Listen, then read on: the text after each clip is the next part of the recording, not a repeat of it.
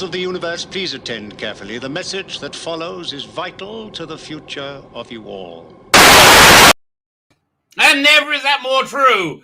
Never is that more true than this evening. Good evening, everybody. Good morning, good afternoon. For me, it is evening. For me, it is 7 o'clock. I hope everybody's well. I hope everybody is mellow. I hope everybody's having a good day. I'm a bit nippy. It got cold. It was pissing down yesterday. Rain, like hail. Again, it seems all this seems a bit apocalypsey to me. By the way, to me, I hate to keep continuing the theme of my channel, but all this seems a bit apocalypsey to me. You know, all this apocalypsey stuff going on. But anyway, I'm sure it's gonna work out okay. So yeah. What was I just talking about? Theme of apocalypse. See, it was cold. Yes, it was very cold out. It's very cold out. That's where I am. It's a bit nippy. So yeah, it was raining last night. My wife made chili. It was freaking awesome, right? Absolutely awesome. She put like little bits of hot dogs in there and corn and lots of meat. It was very good. It was no beans, thank God, because I nothing ruins a chili for me like beans. Not a fan of the beans. I hear they're good for the heart though.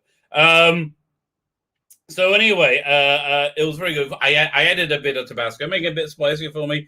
I made myself chili fries, and oh my God, it was good. It was just crazily good, right? And then today, it took about, I'll say 18 hours, a good 18 hours before my system just went, wait, what? And it just, no, I think more like 12 hours, about 12 hours. So yeah, I had an anally expressive day, I think is the best way to describe it. More of a whirly, splatty, expressive-y, Jackson-y, Pollock-y kind of day, but I'm quite chipper for it, so no need to worry. I do feel similar to a lot of the characters in It's a Sin, which I'm addicted to watching right now, and I have my thoughts on. We are going to talk about that, yes, and also Resident Alien. That's really good. I'm really enjoying Resident Alien. I can't say I'm enjoying It's a Sin. I'm 2.5 episodes in,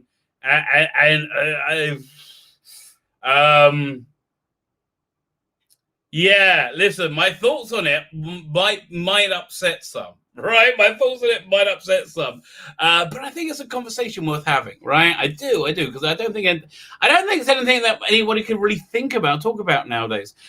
We have an interesting new segment I have today. The thumbnail, I got the Sylvester and Sophie. That was from a cover of Doctor Who magazine. I looked it up, but I have a complete collection. So here's what here. I got the magazine right here. Here's what we're gonna do. I took a screenshot of it. Yeah, this is the cover. There you go. This is from February 1990. Bloody hell! So 31 years ago, and we're gonna look at the Gallifreyan Guardian, right? We're going to look at the Gallifreyan Guardian about what was going on. What was the news? 31. And then, each stream, I'm going to pull out a random copy of Doctor Who magazine. And we're just going to read the news, right? Read the news from because I got, as I said, a complete collection back there. I hope you guys like that Killing Joke video I put out today. I want to do more of them. I'm in a very comic-y mood, right? Because I'm all like hepped up with the IndieGoGo. Right, and now I'm like booking myself. I'm getting up at 2 a.m. over and over again to book myself on streams. I think I'm doing that tonight. Actually, I think I'm going to be in. I mean, if John Malin is doing the Comic Gate showcase, he also says he's doing a Jack show, so I'm not sure. Maybe he's doing one after the other. I don't know. Who knows or dares to dream? Unless the Jack show is a comic book show. No, it can't be. That makes no sense. Also I'm saying it. So yeah, so I'm very in a comic-y mode, like a very comic-y mode. I have a comic creator coming on tonight. Should be here in about an hour. Really interesting because I now look at all the other comics on IndieGoGo, right? That's basically what's going down. I'm doing my research, which I should have done a week or so ago, right? Okay, my first mistake running a campaign.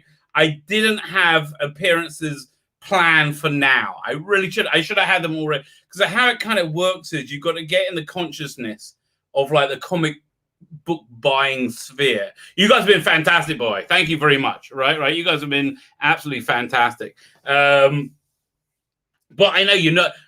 My audience is basically not. You're a sci-fi audience more than anything else, right? Comic book audiences buy comics. You guys are going out and pushing it for me, which I really appreciate. I mean, let me tell you, I really do, and we're doing good.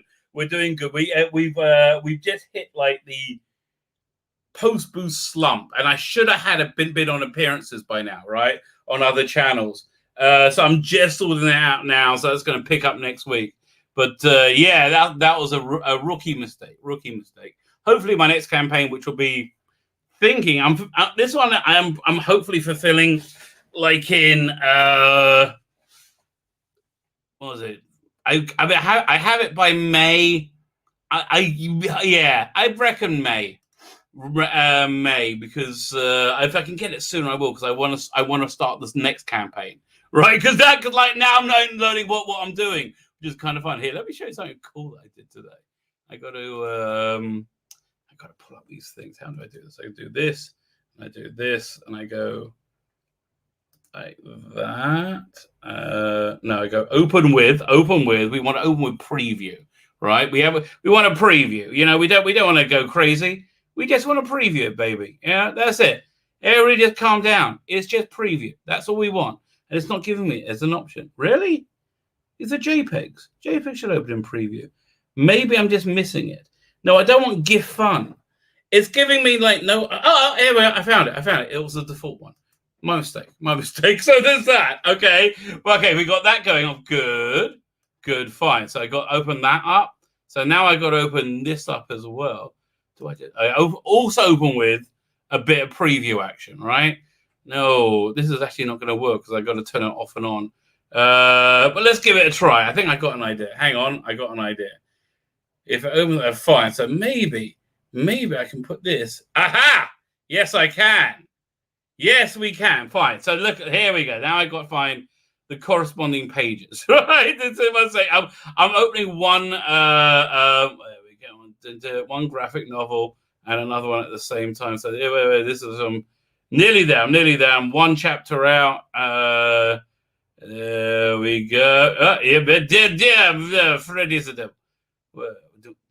That's the one. So this goes over here.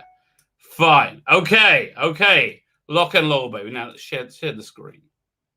Lock and low. Now I've got to find my browser again. Hey, listen, you can see my brain cells dying as I'm trying to work this out, right? Share screen. This is a screen. I found the screen to share. Fine. Okay. So this is my comic book biblical, right? So I at one level I want to the wrong way. I want to go. Is it make it bigger? Can I make this bigger? It's not getting bigger. It's weird. Is this? One second. I'm not on the right thing. Is this?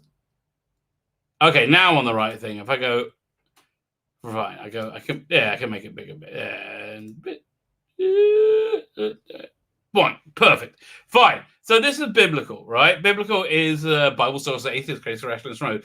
I want to do like a colored version, but I don't really want. Don't want to make it full colored because then it won't look right. So I've been playing around with adding like a tone of color to it. So this is it with the tone of color. This is it without, right? This is the original version, the black and white. And then this is it with the tone. I mean, like the sizing is off, right? The sizing, it will be the same size, obviously. But let me see if I can. See, I can't A/B it because every time I click on it, I click on the program. And so I don't, if I do that, I think it needs more work. Oh, these aren't the same pages. Is that what? Ah, 1 second.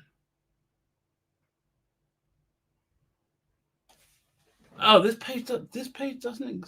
Oh, 1 second. I'm on the wrong page. That's why. I just worked it out. I am on the wrong page. Fine. Okay. Let me find. Okay, now I've got to move this thing over. There you go. We're working it out. Lock and load, baby. This is showbiz. Going nearly there. No, that's not it. In fact, this is, why are we looking at that page? That page is shit. I like that page. Okay, fine. So is this page? Fine, yeah. So this is the black and white version of the page. And this is the colorized version. So you see the colorization is like pretty subtle. I'm not sure which one I prefer. I think it needs more work. I was doing it quickly to see if I can knock it out. Yeah, nah, I'm not a fan. Fine. You just seen it live on air. It's a failed experiment. Okay, that's a failed experiment. We do not like that. Let's have a look and see what the chat has to say. What do you have to say for yourselves? Raymond Williams. Sylvester wants to work for the BBC again. He doesn't want to be cancelled. Oh, yeah. Sylvester totally bent the knee. We are going to read that. Yeah, Sylvester totally backed out. Yeah, I feel bad for him, mate. But yeah, he got close. He got close to, and he didn't even say it, right? He got close to somebody thinking he said that he didn't like Jodie Whittaker, right? That was enough. That was enough. The cancellation list came out and said, no, I was just a stupid sexist. He said the right thing straight away.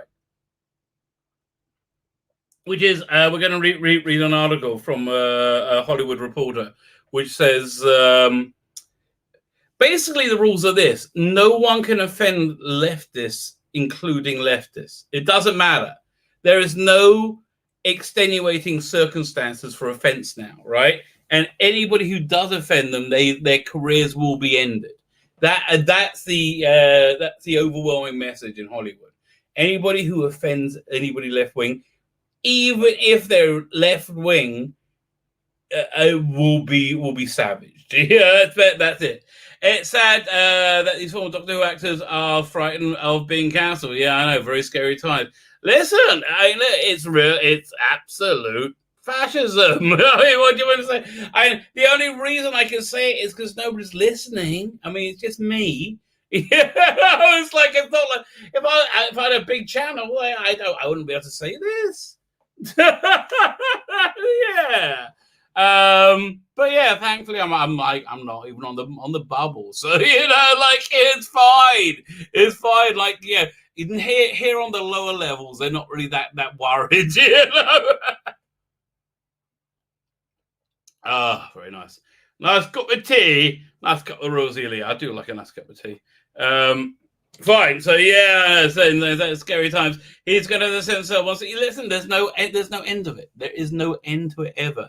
Never take the celebrities and actors to say that. Yeah, I mean, some of them are happily part of the Inquisition, right? The ones who are pretending there is no Inquisition, right? They want to say, "What's going on? Everything's fine." Everything. I don't know. Does anybody think that? Do they really? Yeah, I think that. I mean, they say whatever themselves, but really, I think they're saying everything's fine. Just Trump drove everybody crazy, right? That's what they tell themselves. I think that's what Look, I'm just I'm a kind of guy that no matter who tells me 2 and 2 equals 5. I know 2 and 2 doesn't equal 5. I don't know. It doesn't matter that everybody who's allowed to speak freely says 2 and 2 equals 5. If you could show me 2 and 2 equal 5, I'll be like, okay, fair enough. But you seem to be really adamant on not showing me. In fact, you don't want me to ask the question at all, like, why are we okay with 2 and 2 equaling 5? That seems to be a reasonable question to me, right? So yeah. Disaster is his. Richard Yon. Wow, even the puppet Ace looks sexy. I've been away. It looked down too long. No, she actually does look quite hot. Yeah, I think let's look at the thumbnail. Okay, now we're look, because that would also remind me what we're doing tonight. There we go. There, that one. Boom, boom, boom, boom, boom, boom, boom, boom. Indestructible Captain Scarlet. Ba-da-dun-dun-dun-dun-dun. Captain Scarlet is indestructible. You are not. Remember this. And do not try to emulate him. So, yeah, she looks pretty good. She looks pretty hot. I can't argue with you. Disaster area. Who said that? Whoever said that? Richard John. Yeah, you are correct. So I think I got the characterizations pretty much spot on. Blimey, Professor. Why didn't the cancel culture bilge backs from 2021? I'm sorry. I just like my jokes. This is making me laugh. So I'm basically my audience. If you guys start finding it funny, I'm happy too. Why didn't the cat cancel? I just could hear her saying it. It's like Grange Hill with like Cybermen. Cancel cults and billbags of 2021 realized they were the fascists. Because they're morons, H. And I do hope you appreciate I put them in the aborted season 27 console room. I hope you like that attention to detail. I was going to do the comic book console room, but I thought, no, aborted season 27. Aborted season 27 is the way to go. I did go the extra mile to get it. So we're going to have to do about bending the knee. Stranded 2. Are we going to Stranded? Are we going to look at the Doctor Who magazine article, which is shorter, or the Vortex magazine article, which is longer? I don't know. It's a Sin and Resident Alien reviews. We might actually start off with them. And on the hour, I do not know how to pronounce the name. Right, I can't even remember it. It's my brain can't remember it because it's a name I don't know how to say. So Rahimi, something like that, right? We'll find out. She's going to come along. I've heard her on other podcasts. She's South American, I believe. I think Brazilian, and she's got a very. I don't know if the thing, but she had this very what's the word? She's like you feel like she's tiny and very strong, right? At the same time, you understand when you see it. She's like, but she feels like she can probably tear your head off if the need arises, But but that was my impression.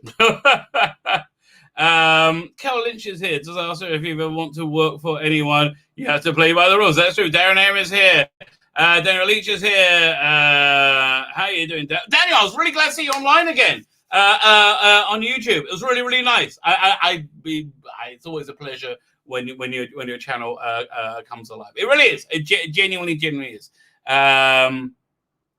Straight on YouTube. Had I not checked any of the tweets from Rabbi, I might have missed this. Well, there you go. Well, listen, I hope your life is made better by it.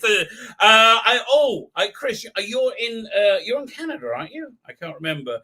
I think I've got local shipping coming for both Canada and Australia, right? I think I've got Here's the deal, though. Australia, to print it locally costs an extra $10 for the package, I think. Maybe even more, maybe 11. So, but right now shipping is $30, right? So if that shipping comes down to like 10 or even less, right, it's worth it. If it's I don't know. I mean, whatever the saving is, there's got to be a saving. But I'm waiting on the price for the shipping, and then I can. If you're from Australia, I'll be able to refund you the difference. If you're in Canada, same again. I'm going to refund you the difference. So we're going to read the article. It's as in whatever. That's some other stuff I want to talk about. But yes, I think this thumbnail we're going to say a success. We're going to call this one a success. I like this. Fine. Let's get back to the chat. 1 second.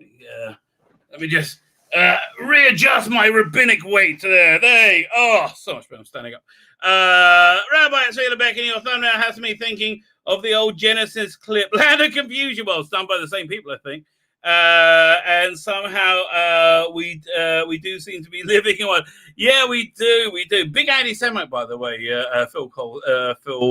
Whatever his name is. What was his name again? Phil whatever. Left Genesis. yeah, he didn't do Land of Confusion. Or maybe he did. I can't remember. Yeah, but yeah, it was the same people, right? The same people. Yeah, we go through the lid there and there. Oh, man. I like breathed on the mouth. I didn't even touch it, and it was like, no, I'm jumping. That was his plan. Okay, one second. Now I've got to find the spot again. Charlotte Shields is here. How are you, Charlotte? I have to tell you, Charlotte, every time I think of you now, I giggle because I kind of think of you as a sexy school teacher, right? Because it's like you're a teacher, right? And you're a young lady. But I just every time I think of it, it's like, I bet there are a bunch of tiny kids with that in their heads, right? I bet there's a whole generation out there. Just my daughter Elle is back home from the army. I tell you, tale of two armies. I'm not sure if I told you this on Tuesday. On Tuesday, my son and my daughter went back to the army at the same time. My son is an officer. He's very businesslike. He doesn't talk in the morning. He doesn't talk much at all. He's a bit of a dick, right? He's a bit of a dick, but he's very high. He's very, very high functioning. Like, he's very, very, very like he knows what he's doing. So he's like he's an Israeli army officer. He's in charge of I don't even know now. He's got this nice cussy desk job, right? After sleeping on tanks for like 3 years, right? When they posted into Gaza, right? He said there was like, what was it, Mossad or Shin Bet, one of these like shady agencies. Like they had a hangar there, right? And they kept bringing dirt out. So like, and they were like, "What's that?" I said, "No, there's nothing there. No, there's nothing." It's like, and then his coolest job was when he was on the Egyptian border. He was the police in charge of busting the weed being shipped from the Sinai into Israel. I'm like, what? You can't look after your old dad. Like, a bag goes missing, no one's gonna. I mean, these are talking like massive barrel bags of weed. They're like just I'm like, what? An ounce? Like an ounce? No one's gonna know. No, of course, you know I don't do drugs, kids. If anybody does give you an ounce of weed, you should give it to me. So I will dispose of it for you. Okay, let me, your spiritual leader, take that hit for you. You're welcome. You're welcome. I also take fine wines as well. I don't. If it's a Scotch, I think single malt only. I mean, tequila. Well, Purim is coming up. Purim has been a big topic of discussion in our household. Purim is the holiday where reality inverts. Purim is a cool holiday. Purim is a really cool holiday. So essentially, it's like this. The custom is everybody wears costumes apart from me because I can't be bothered. We read. It's very, very festive. It's really fun. So in the morning prayers you read, and the evening prayers you read this scroll called Megillah. Megillah is the story of Esther, which is what commemorated, which is basically a nearer version of a Holocaust. The Jews were basically most Jewish holidays are like, they tried to kill us, we survived, let's eat, right? Most of them fit into that category. This one more so than most. So the evil Haman, who I believe was reborn as the leader of the National Socialists from Germany, but that's my own opinion. He had this whole thing. Oh man! Next week I'll tell you the whole thing, which will blow your mind, right? I'm supposed to get so. Let me tell you. Yeah, so you read this thing called Megillah. Whenever you hear the guy's name Haman, you're like, go, rah! You get groggers. You do it. You shake, make noise to drown out his name, right? And so it takes a while. So you got that. You give out little gifts to your neighbors. We have to give out 30 called Shaloch Manot. There, you got to have 2 types of food blessings in there. So this year for us, we're doing an English tea time theme. My wife's making scones. We have little jars we're putting with marmalade and jam. little tea time sandwiches. Can't remember, but it's on a Union Jack plate. Yeah, I don't. There's this long blessing you say after you bench, after you have to eat bread. It's called benching. So you have that in a little booklet. Each year we make our own special little booklet to I'll show you next week. Actually, something I should show you. This is I'm going to pull up. This is cool. You eat this thing called Hummentaschen, which is these three-sided. There we go. So these are really good. And so good. Let me share this. This bit you're gonna like.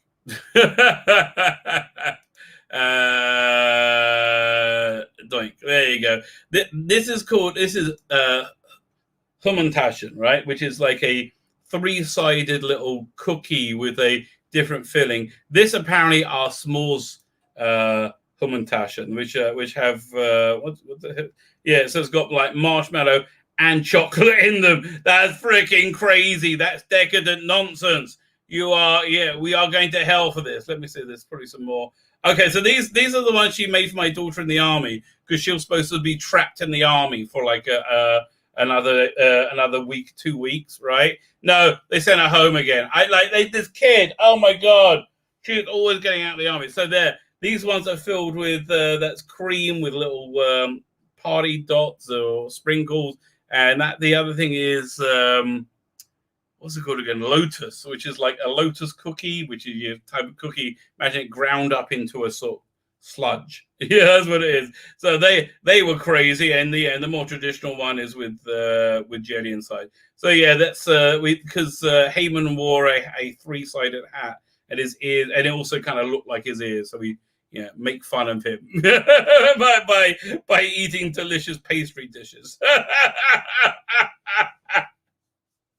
Anyway, but the main part of the day is you have a Purim Suda, which is a festive meal. This year is really weird because you normally have it together with friends. You're not allowed. You can only go to your nuclear family this year,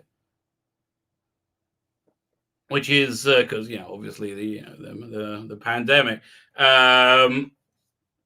So we're having a festive meal in which time you drink. You're supposed to drink, you can go sleep and you don't, and you fulfill the commandment that way. But the traditional way, the way you should do it, is you're supposed to drink. So incapably drunk, right? Incapably drunk. You can't tell the difference between good and evil, right? So that's a real. That's really drunk. That's really very drunk. Takes a lot of work, but I do it, baby. I do it, and because there's a level of clarity that you get if you are a God-centric person, this is going to tie nicely into It's a Sin, right? We'll go from this to It's a Sin because it'll flow, right? You get to the point of real clarity because when you don't have your conscious mind working anymore, where you can just kind of experience reality, experience God, and it's a really insane high, right? It's insane. You shouldn't do it through anything other than drinking. I normally do tequila, because that's a trick for me. 1 year I got so drunk, so insanely drunk, that after I was in bed, my mother stopped in to say hello, which was a bit strange because she died the year before, right? And I think she actually genuinely did. It was nice to see her. It's interesting because she seemed like she'd moved on from when she was alive, which you would do it if you die, right? She seemed like together, which was nice.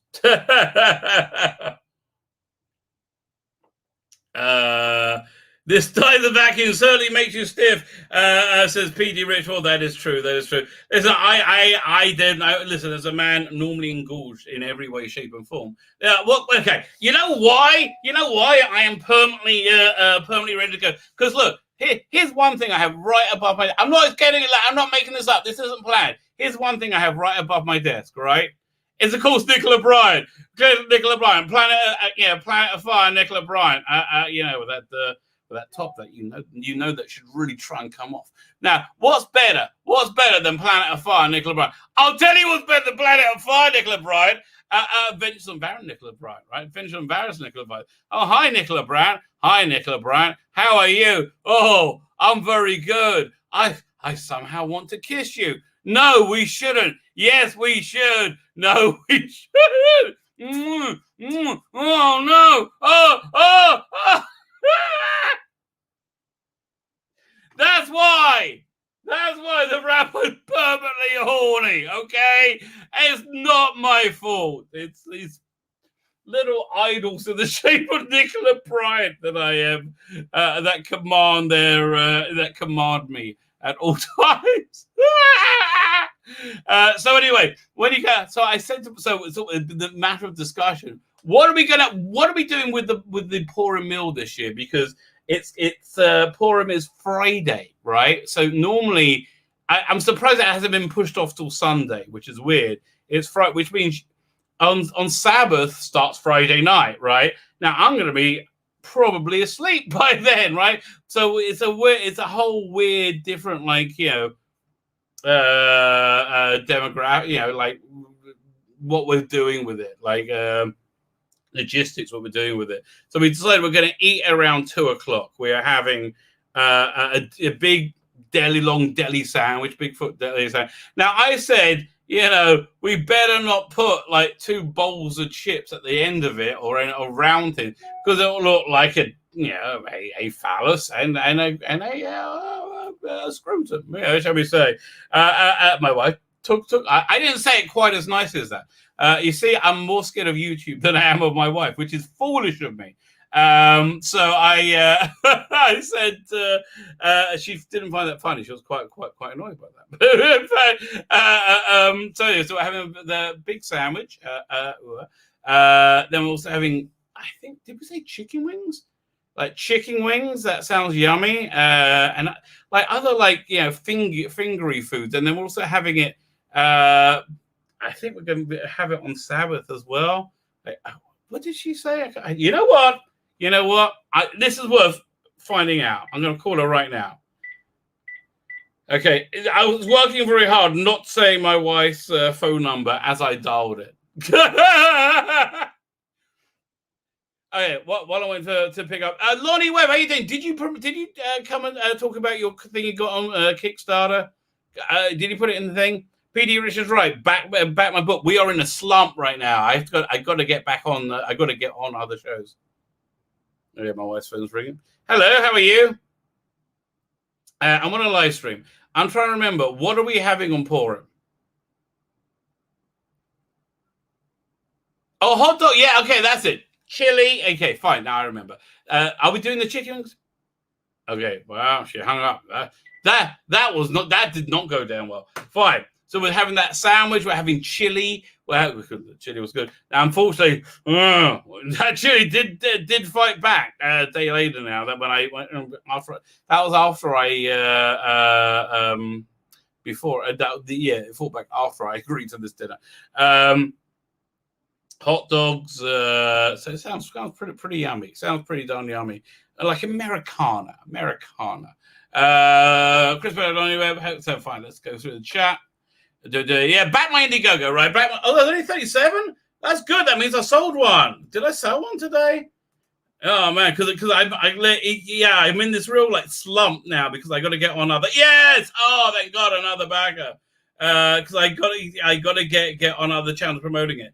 Yeah, listen, guys, if you think of getting it, get it now. Because firstly, there's 37 left at that price. Then it goes up $5. And secondly, the more people buy it, the better it gets for everyone. That's the bottom line. I was looking. Oh, yes, you should know about this. I was looking forward to showing you the next Mel Gazecast night. But unfortunately, Dominic is not feeling well, so he's been he had the flu, so he's been out off his feet for the last couple of days. I was toying around with if I have to draw something instead, which I wanted to do. Here's my problem. I need another 8 hours. No, I think another 6 hours a day, I could get a whole lot more done. I get a whole lot more done with another 6 hours a day. I don't sleep that much because like I just got a lot to do, right? You know, like I don't really like sleeping. I'd much rather be doing stuff because I want to draw a series. Maybe I will start with one. Was it The Erotic Adventures of Victoria, Schoolgirl? Is the purple-haired weirdos, you know, who live on Twitter. They got all upset because I said, "Oh, I very much would like to hump Victoria," meaning 18-year-old or 19-year-old Deborah Watling, as any sane heterosexual man would want to do, right? They immediately took and said, "Oh no, that means you want to rape children." Yeah, that means you're a weirdo, mate. That's means you're a weirdo. If those are the two options in front of you, like this guy wants to sleep with a hot 19-year-old Deborah Watling, or this guy wants to rape children, and your mind goes, "So, yep, it's the children raping." That probably makes you a weirdo, okay? So anyway, here's what I want to do. Like Derek McManus gave me this idea: a Victoria Waterfield in a schoolgirl outfit. In a salacious form of undress, right? I want to do them in a few different poses because I couldn't decide which one I really wanted. But that's why next time I squeeze in is going to be making those. It's going to be freaking hilarious, right? I just listen. This is where I'm wrong, and this is going to definitely tie into it. It's a sin. Sometimes I like to poke the bear. Sometimes I like to do that. By the way, listen, if you want the anybody who's on the email list will get the Gianna Troy one, okay? I give you a backdoor in. Right? You can sign. If you can still get to the mailing list, sign up to it, right? And then you're still in.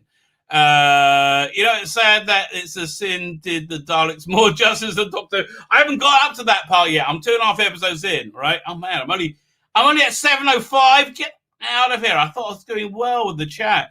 The Soda engine. What is the Soda engine? What does that mean? It looks like spitting image. It does look like spitting. I do like your name, the Soda engine. That's a really cool name. Daniel Leach is here. Ace Black Diamond's here. Blue Planet is here. Maybe 23. How are you, sir? Painting My New John with favorite show. It's on HBO, starring Hugh Laurie. Oh, you mean so Avenue 5, right? Avenue 5. That's funny. Lonnie Webb said hit the like button. Hell, Lonnie. And I could use some subs after you. Okay, everybody go and subscribe to Lonnie. Lonnie, but put your so go sometime. Also put your IndieGoGo in. No, it's not an Indigo. It's a Kickstarter. Even though it's a Kickstarter, I love you anyway, right? Even though it's a Kickstarter, put it in, and I'll throw it up. We'll have a quick look at it. For those of you who already subbed for Lonnie, double check you're still. Yes, there are. YouTube does play funny games every now and again. Jonathan Cox is here. Matthew Barrows is here. The left always eats themselves. They always did. The moist old Anne Widdecombe said nobody has the right to go through life without being offended. They believe they do. Gotta see Brave New World, man. That is what Brave New World is. That is their nightmarish future where they create where it's created around Twitter, right? They want that Twitter made real. It's terrifying. Don't say 2 and 2 equals 4 here on YouTube. You get us, you'll get us flagged as what's the word? Seditious. 2 plus 2 equals 5. You can take one of the 4 and cut it up. Basically, Liam Nelson's chin is here. I will find you and I will kill you. Makes me laugh every time. Greetings, everyone. Glad I didn't miss the Rabbi this morning. I'm glad you didn't either. Meryl Streep once compared Harvey Weinstein to God. Okay, falling over him. Many others did the same. No matter how hard they hide the fact. No, it's not real. Nothing's real. Nothing's real if they don't see it. Are you ridiculous to the girls? Yes, it hit the like button. It's pretty funny. The dark side is here.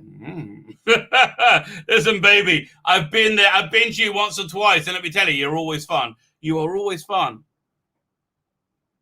Okay, I thought I opened this cup. I think I closed it. I think I just closed it. Oh, yeah, I found the drinky hole. This is my coffee, not the tea.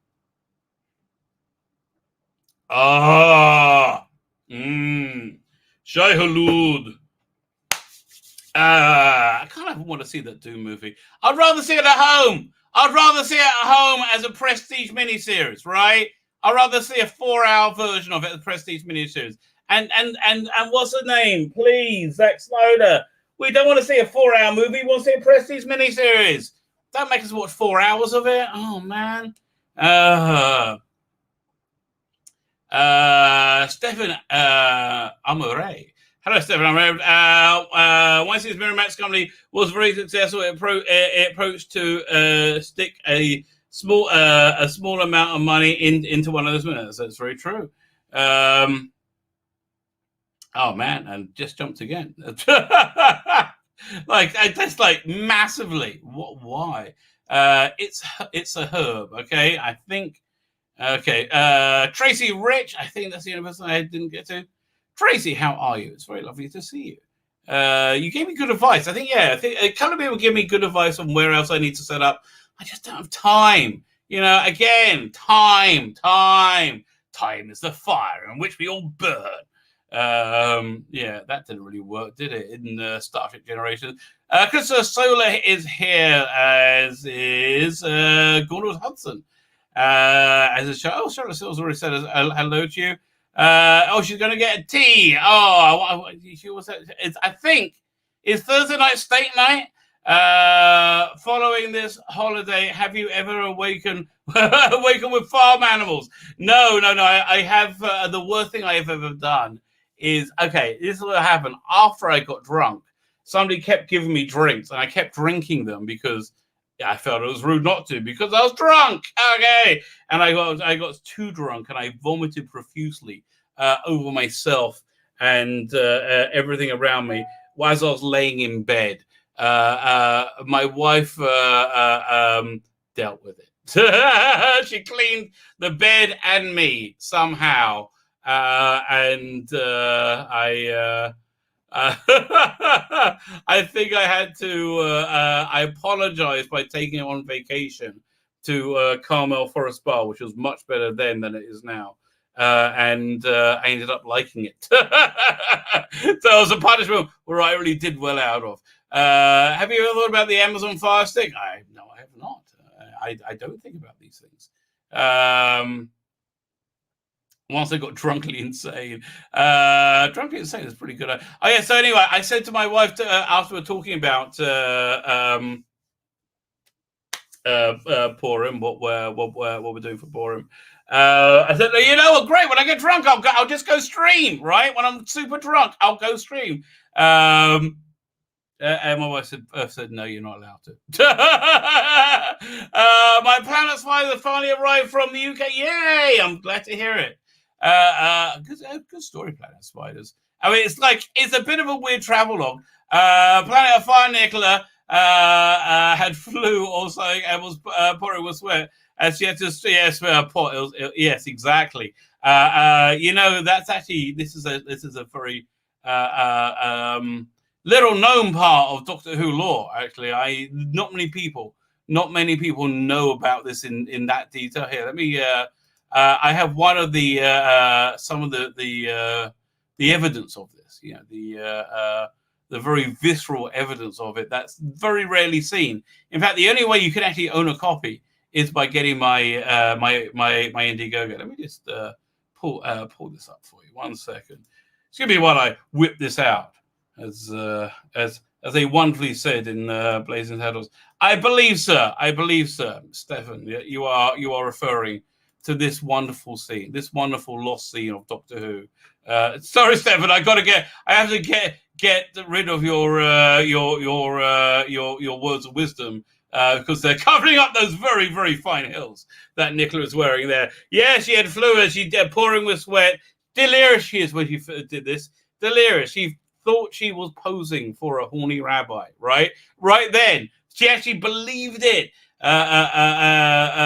due to her sweat-filled delirium. Yeah, that's actually very, very true. A similar thing happened, by the way. A similar thing happened to Judge Anderson, right? Look at this. A very similar thing happened to Judge Anderson. You know where you can own one set of these wonderful, wonderful cards. We can do that. Where? Please tell me, Rabbi. Well, I'll tell you, Judge Anderson. I should be able to read your mind, but I can't. Why not, Judge Anderson? Because I'm so horny. Well, Judge Anderson, you can get this by clicking on the link in the chat. Not the chat. It's in the chat several places. By clicking on the link and go back in my IndieGoGo. Do it right now. Make a rabbi happy. Make a rabbi and do it because Judge Anderson tells you. And if you don't, you might pick up meet a beautiful woman at a bar, and she woos you into bed, only to find out, dun dun dun, she's a super spy. But you've been keeping the British end up, right? This is another wonderful piece of Dominic art. But finally, we look forward to the future. And it's 1999 in the future. Down. And these are the for the male gaze cards. Thank you, Stefan, for that timely intervention. Good. Let's keep going. I don't take much. Derek Mattis is here. Gingivanni Chronicles is here. Ish said is here. Chris Persia. Oh, yes, I don't know Chris Persia.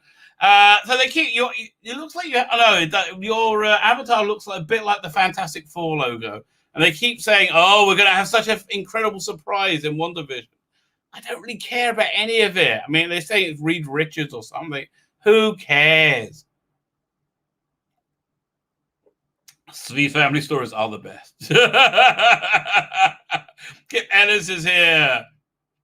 Okie dokie. Oh, man, I'm really, I thought I was ahead of the chat, and I'm like really behind.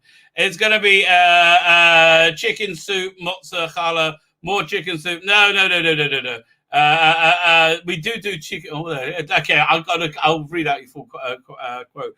Chicken soup, mozzarella, more chicken soup, bareka, more chicken soup, kugel, even more chicken soup, just more bloody chicken. No, we do the chicken soup, but once a Sabbath. Okay, one meal, and we do challah twice. With every challah, the yummy bread. No, it's I think steaks. My wife wanted. I can't remember what she wanted to do.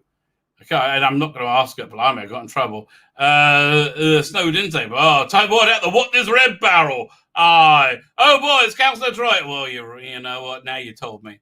Now I really got to pull that out. So anyway, while I whip this out again, but it's only the sketch. Oh no, it's the wrong one. It's not even the right one. I'm on the wrong. There you go. It's not finished yet, which is why but still, it's wrong not to show you. Question is, I think the next one's going to have to be a sleeve layer, but a very, very suggestive sleeve layer. Like some kind of like sleeve layer chained to a bed kind of thing, maybe, or just by your hands. I think that'll be better, right? 1 second. So I just had, is that for my wife? Got to have a quick look. Oh, fine. No problem. Not that. So I'll just. It's an email list, and it was my wife's on the list as well, and so it looked like it came from her, but it didn't. Okay. Yeah, fine. We're getting it. 8-bit Sneak Boy. Hell, how are you, sir? At Sailor Beckett, I emailed you a reply. I'm already okay. Awesome. I have to tell you, this thing, it makes you such a what's the word? Evil evil piece of shit. Yeah, that's the word I'm looking for. So just before I came on, somebody sent me this message. This just out the blue, really unbelievably sweet and nice. It was like, it was like, well, then it's just so nice, really, like very uplifting. And I thought to myself, have you bought my comics? And I was like, really? I was like, oh, I can't believe, like, this person just gave me this, really put it out of the way and really made me feel very good about myself, right? And then that lasted for like 3 seconds. I was like, oh man, I shouldn't be like this. This is not good. Okay, this is not good. I tell you, one time, I took my last crowdfunding campaign, I really ended pretty much so. Was it me? A long-term relationship, right? A long-term relationship. Like a friend of mine I had for a long time. And we were talking a lot. I was running the campaign. And I was like, I expect my friends to back me, right? I was like, and he was like, yeah, like he understood. Like I thought I made him understand, right? And then, you don't know where this is going. So it got to the last day of the campaign, and I made him a video just for him with the soundtrack of "It's Now or Never." Right, dude, it's like it's the day, it's never. Right, and it was never. Right, he didn't do it. And I was like, okay, he just didn't understand what a big deal this is. Right, if he understood, he would have come through. I have no doubt. Right, he just so I was like, I gave it a pass. Right, I gave it a pass. Next one is Shirtless Mel. Definitely. I'm definitely good. Well, next one is Turlo in short shorts, and the one after that, I'm thinking of Captain Kirk, but it's got to be. We got to hear more from the gay audience. I got to get to it. It's a sin. Now you throw me off. What was I talking about? Captain Kirk. Then my mind went to It's a Sin. I'm just looking at. Oh yeah, fine. Yeah. So like, yeah, fine. So I gave him a pass. Like, fine. These things happen, right? These things happen. So then, about a month and a half later, he's running this fundraising campaign for his the place he works, and he keeps bugging me about it. Right? He keeps posting on it onto my Facebook timeline, and eventually, I'm like, "There's no way. I just tell him, there is no way I'm ever gonna back your campaign. Or like, it's never gonna happen, right? It's like, and I explain why. Like, yeah, you really screwed up with me. And we kind of patched it up about a year or so later. But like, he was like, what the hell, right? What the hell? Fine. My guest is here. This is really exciting. I will do It's a Sin after, because I really want to talk about it. It's really high on my priority. Before maybe about Naya, can you give me your thumbs up if you're ready to come on? There you go. That's it. Very good. Thank you. How are you? This is Nariam. How do I pronounce your name? Miriam. Oh, that's so much better than what I was doing. Oh yeah, I don't know what you were doing. Better. How are you? It's lovely to meet you. I love your campaign, right? Because I've got a campaign running on IndieGoGo. So now I'm like, I'm super comics. So I'm like just looking at everything, right? And yours really stood out. I really love it. I love the art on it. It's got a wonderful feel. It's got a very. Do you know Brian Talbot? Say it again. Brian Talbot. He's an English. He's an English artist from the 70s and 80s. He did The Adventures of Luther Arkwright. Have you ever heard of that? Or Granville, Nemesis of Warlord. Anyway, but again, it's great. Do you want to share the screen or I'll pull it up. Is this what? If it would be better for you, yeah, please. No problem. Really. Fine. So anyway, this is the first time we've spoken. Tell me about yourself. Who are you? Where are you from? I'm from Slovakia. That's a little country in the heart of Europe. Right. You probably, some of you probably already heard about it. Some not. maybe if you heard about Poland, Ukraine, those are our neighbors. We are little. I've never heard anything good about Poland, Ukraine. Okay. I'm Jewish, right? We don't have a good association with any of those places, right? It didn't work out well for us. Okay. Gotcha. I don't know how subtly to put that. Well, I'm from this country. Yeah. Right. I don't know. What else would you like to know? I've been drawing. How did you? Well, tell me about your journey to comics. How did you end up? Because anybody who's out there, if you ever made a comic, it's all-consuming. You can only do it if you put 150% of your life into it, and then keep your life going completely at the same time. Right? That's basically the process. It's everything. It's all in. Right? And so, how did you get there? Right? So, how do you go from like a normal person to somebody who makes comics? I can't say I've been a normal person ever since I was born, because I started drawing when I was a little kiddo, No, but that was like a normal drawing, nothing connected to comics. But when I was a teenage girl, I really grew fond of manga, anime, and. You're gonna have to talk me through it, because I've tried so many times to watch anime and read manga. I've never ever been able to penetrate into it.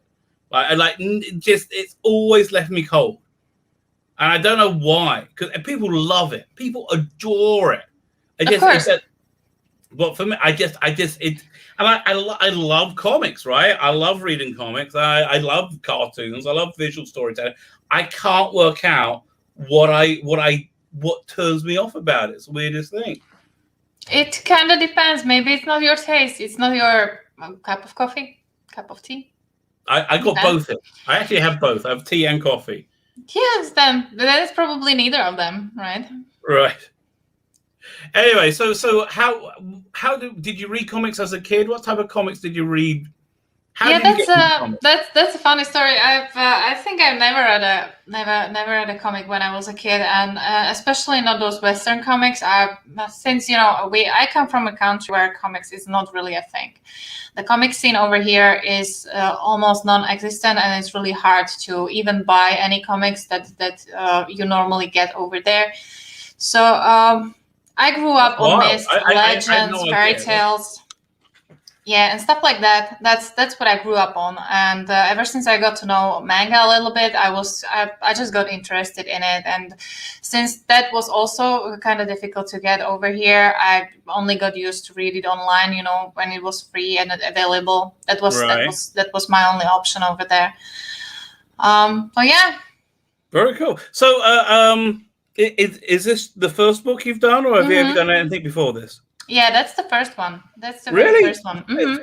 It's very impressive, I have to say. Firstly, I like the design of the there's a very nice visual look of it, right? You get it, and it's and I listen. I'm a sucker for werewolves and stuff like that as well. That always I'm always like, oh, okay, fine. I might do it. You ever what's that name of that movie from the 80s? Company of Wolves.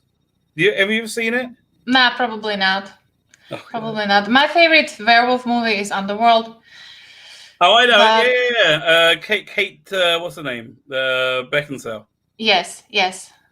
But I didn't take inspiration from it. I mean, it's only one of my favorite ones. Right. I kind of went when I came up with the story. By the time I was really into these werewolf stories that were spreading on Wattpad, and so on, and people were enjoying those. And I just thought that I would like to come up with a story of mine, incorporating the werewolves there. And I already had a story that I wanted to get out, so I just merged these two ideas together. And I decided to do it other way, not to write it as a story, but rather do a comic, because that's not something somebody done before. And I guess it's a different type of werewolf story than what you get around Comicsgate. That sounded really interesting. It does have a definitely different vibe. I'm sorry, I just paused in this cover. you did the artwork on this as well, right? Yes. Mm-hmm. Yeah, I love this cover. I really do. How did you do it digitally or did you do it by hand? How do you work? Yeah, this is digital. Most of the panels in the comic itself are done like sketches, pencil sketches, because I like to prepare that, and I honestly am a bigger fan of pencils. You know, just sketching like that. I'm so the opposite. I love my graphics tablet. I don't do anything. I haven't picked up a real piece of paper in years now.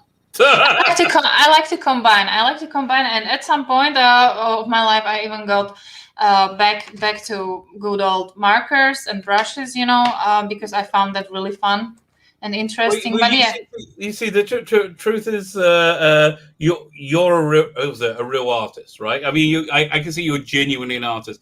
I'm a writer, and I taught myself how to make comics, how to do it. And you can see I was kind of winging it at first. Because I couldn't afford to pay artists, so I became an artist, right? But I'm not really an artist, right?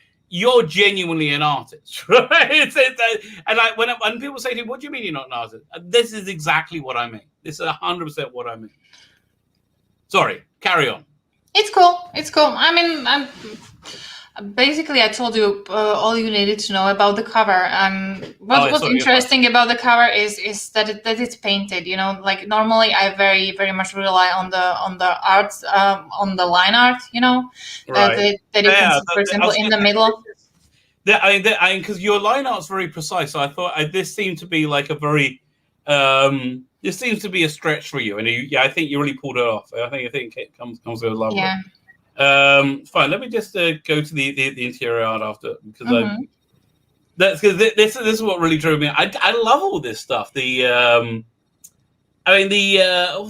acting you get. You understand what's going on with these characters, even though they're not human, and you're just seeing them through one glass. You're nailing it straight away. That's kind of a perk of manga, because usually Western comics are trying to push that story into shorter amount of, like, lower amount of pages, to squeeze it into one comic book. Manga does the opposite. When you have a story, they try to expand it because then you can catch even the slight glance of emotions of you get pulled into the story a little bit deeper. Right. But I mean, it's it doesn't feel like a manga project to me. It feels much more like a Western comic book. It's a hybrid. I'm not even ashamed to say it, because there was a really heavy influence when it comes to manga style. But when I originally started, I really wanted to do it in like as real as possible. To go into more realism, not to imply those huge manga typical eyes. Right. So basically, that's what I developed. Is like this hybrid style that I really It's nice. It's very nice. I mean, the type of comics I grew up on was 2000 AD, which is an anthology comic, and it was mostly in black and white. It came out every Wednesday. It came out every Wednesday on on paper that was self-destruct. Oh, this is lovely, this page. Self-destruct. But yeah, no, your use of color and your use of blacks, lifestyle blacks, are very, very good. I think it's. Anyway, how long is this book? How many pages is this? 72 pages. And wow! It's completely finished. Very nice. So you said it's finished? You said? Yes, it's completely finished. I'm just doing some minor retweaks when it comes to sizing, because I originally started doing it in our European format, but since it's gonna be like printed in USA, that would be really difficult. So I decided to resize it. It's a real pain in the ass. That aspect ratio is a pain in the ass. Yeah, and also what I decided to change was get rid of the borders, and make it a full bleed. Right. So you can enjoy the artwork from the beginning to the end, from the top to the bottom of the page. So how did you get into this, like, comics? I mean, there's a whole scene here where you sell comics and like online. Like how did if comics are so foreign to you in not Ukraine, Slovakia, right? If comics are so foreign to you, this is a world I don't really understand. right? This is a complex world. I'm trying to find my way through. But I don't. Honestly, you have it a much wasn't. better understanding of it than me. How? You're coming from a don't knowledge comics. It was kind of difficult and easy at the same time because I've already had a DeviantArt page. I got Instagram as well when I started doing this, and then I even got Twitter. But the real pull was DeviantArt because I've been a part of DeviantArt for 9 years or so. I've been posting different artwork. So when I just started doing bonds, I decided to promote over there, to put the artwork there and just spread it to other social media. And then I got to Twitter and I was completely lost here. Didn't know how the hashtag works. And then I met like few people that really got me into this and helped me a lot. Well, you see, that's something I've seen a lot. This is a very, what's the word? Inclusive isn't the word I'm after. It's very helpful. Yeah, people don't begrudge each other's success, right? I think you succeeding feels like I'm succeeding. I think that because there are people helping each other. They are pushing, Right. And also, since you already know that I'm from Slovakia, IndieGoGo isn't supportive when it comes to my country, and you can see in the top of the campaign that it's the Philadelphia is written there. So again, if I ask, I don't know if you know him, Red Gaze, to help Red Gaze. Here you can see the icon, Red Gaze. And he was very kind to offer me help, to establish the page. That's fine. It took me a minute. I worked out who you're talking about. Yeah. Yeah, so basically he helped me to build the page and to run the campaign. Without him, the campaign wouldn't be here at all. Right. Well, excellent. Yeah. But you know what? It's a good book as well. I mean, the bottom line is you have I think you have a strong, solid product, right? And that I think. In this day and age of people having to sell their own art, which is great, it's fantastic. Product sells. That more than anything else, product sells. Yeah. And name doesn't. I mean, name does a little bit your first time round, right? Mm-hmm. Fine. Okay, you got to hook me up with Red Gaze. He's got to help me out. By the way, he does amazing trailers. He also did mine. Just so you know. Let me see the trailer. I haven't seen it yet. Yeah, it's in the top of the page and it's really cool. One sec. There you go. Nice.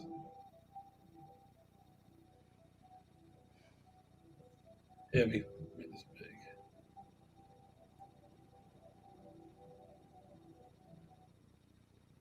All right, see. My internet craps out. The same microsecond. Really? Well, anyway, I'm sure that's not part of the trailer. That's something added in by YouTube because it's too awesome, right? YouTube has an awesome filter. When something's too awesome, it's just. Try to hit refresh. That could help, maybe. Well, now my browser's completely frozen. Oh, there you go. 1 second. Oh.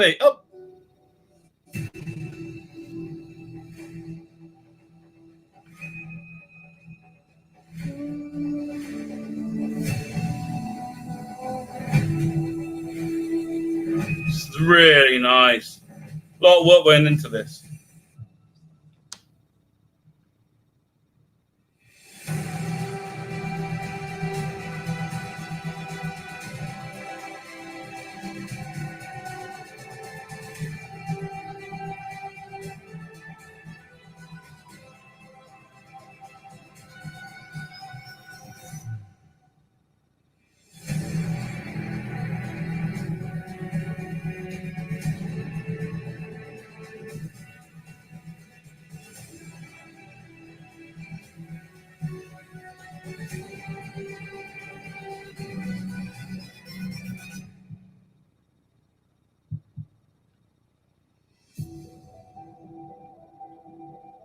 Really nice.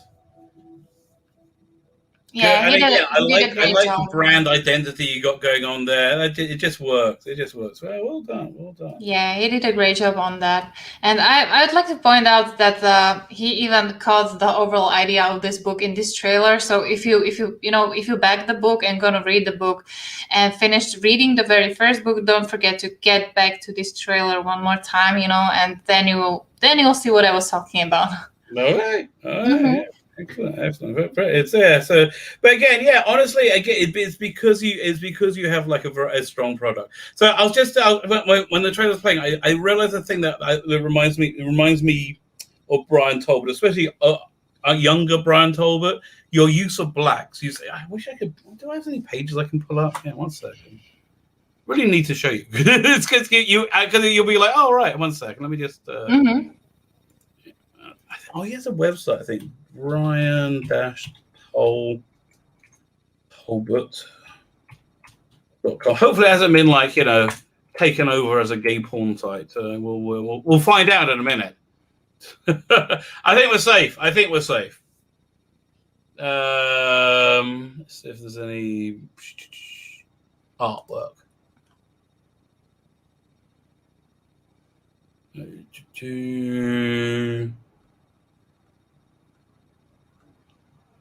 So I can go. Well, that's a bit young. We're here. Fine, yeah. This image of you and him both strike me as similar. And again, now, like when it's trying to open up, it's like, yeah, I'm just going to wait here now. No, nothing's happening. In your own time.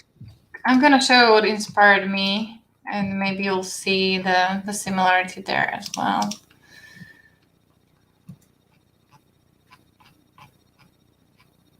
While you do that, this will just think to itself. Sooner or later, it's going to open up. Right. Man, it feels like it's like 2004. I'm on dial up here. Luther 8-bit Nick Boyce, Luther was amazing. Yeah, it is absolutely. It's one of the all-time. It's one of the first great comics of the Western world. Oh, I'm sharing the screen so you can see. Oh, yeah, so. So this is a manga from Boichi. It's called Sunken Rock. And so your stuff is better than this.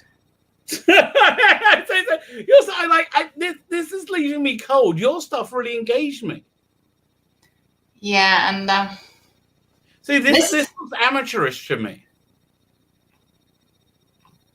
I think he did an amazing job because you can see all the details that are hand drawn. All the lines. Oh, okay. You got to see Jeff Darrow's artwork. You like his if that's what you like. Oh man, this thing is just not working. Here, let's see if I can. No, still not.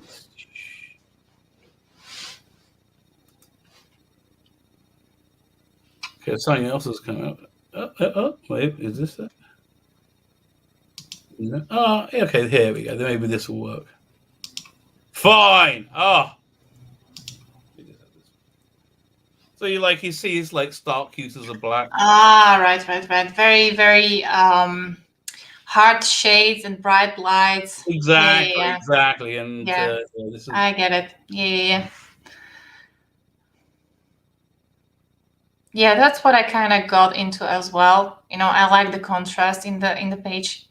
Yeah, no, I can't. If you like detail here, like the detail cross hatching. Yeah, that's amazing. That'll make you crazy.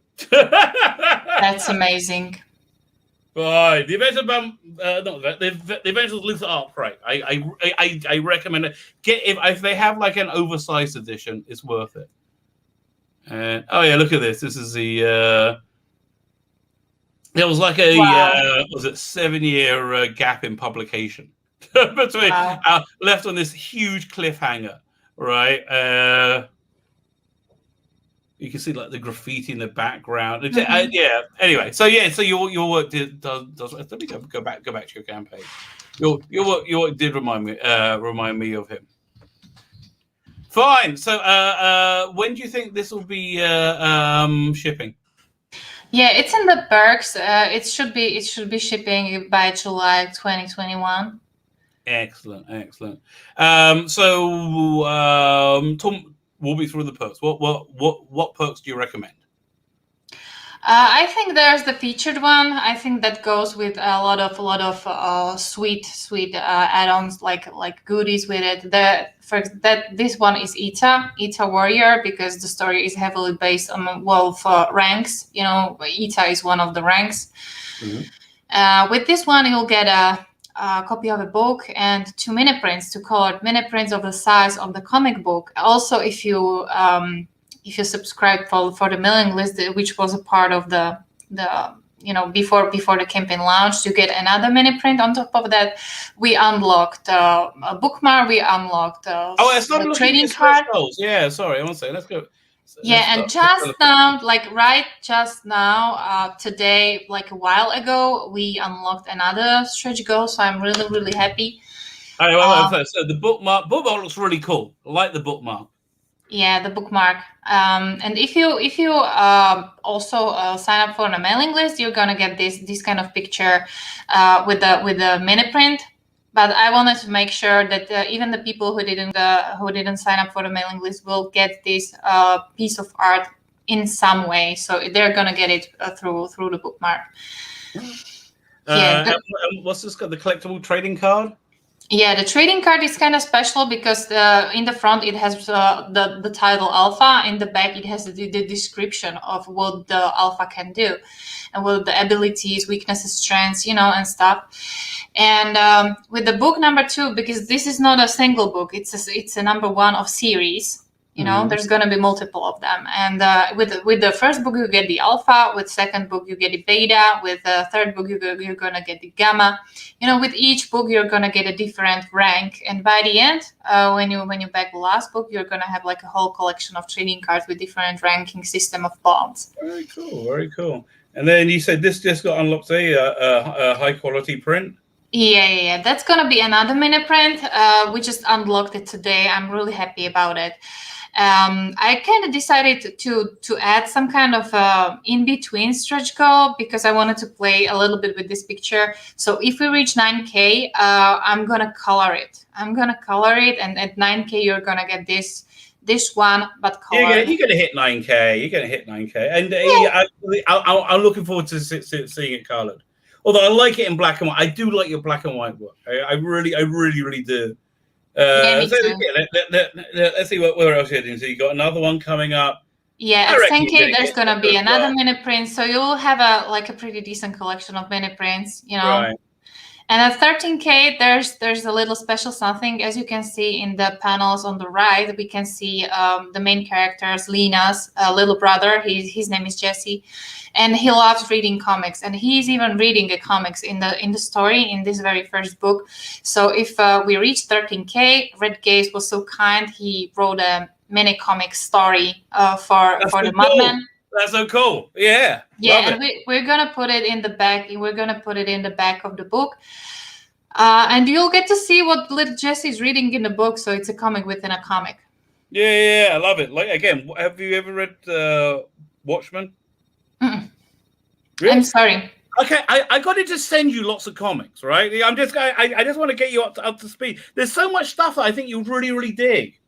Right? I think so. I think so as well. But with me, there's a little problem when it comes to time management, because I have a day job. I'm constantly drawing, constantly working, and then by the evening, I hear it. I'm streaming.